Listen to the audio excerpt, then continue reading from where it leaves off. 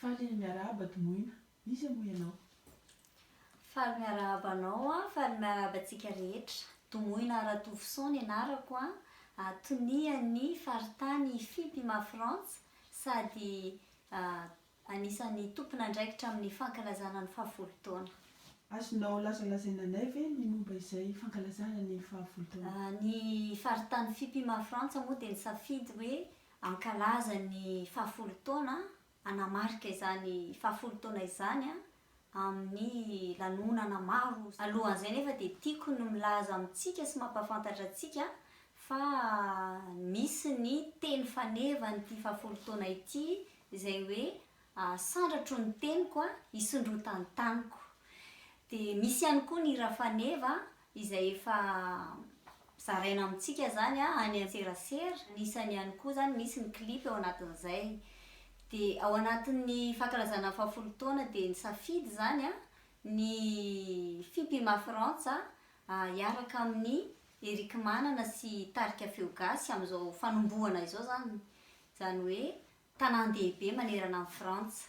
Voalohany amin'izany dia any Toulouse ny sabotsy 7 septambra.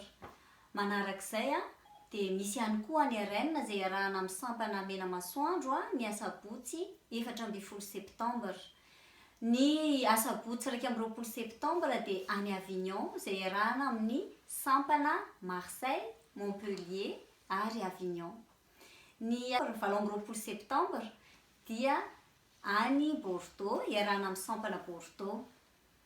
Ny asabotsy 10 oktobra dia miaraka amin'ny sampana Orléans, Rouen, Paris izay any Rouen ny anaovana ny fampisehoana. Ary famaranana ny fiarahana amin'ny Eric Manana sy ny Tarika Feogasy dia ny asabotsy 17 oktobra any Lyon miaraka amin'ny sampana Lyon.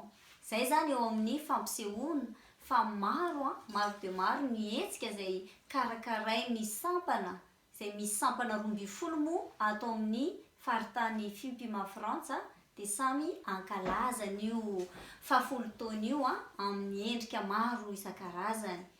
Ity fankalazana ity moa dia faranana amin'ny lanonan-dehibe ny 2 volana May 2024.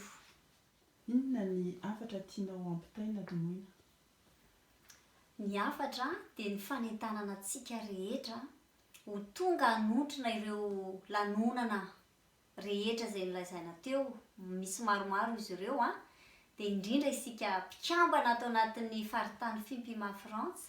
Raha misy toerana akaikikaiky antsika dia entanina isika rehetra ho tonga hanotrona amin'izany. Ary eo ihany koa ny tinambara hoe ny faritany Fimpima Frantsa tao anatin'izay 10 taona izay dia niezaka hatrany nanandratra ny kabary izay anisan'ny fitaovana iray ivelaran'ny saparitra ho amin'ny fampandrosoana maharitra. Ary ny kabary dia anisan'ny soatoavina izay tsy vitako zasa mirery fa mila antsika rehetra mifanome tanana. Asandratro ny teniko hisondrotany taniko. Misaotra tompoko lahy, mankasitraka tompoko vavy.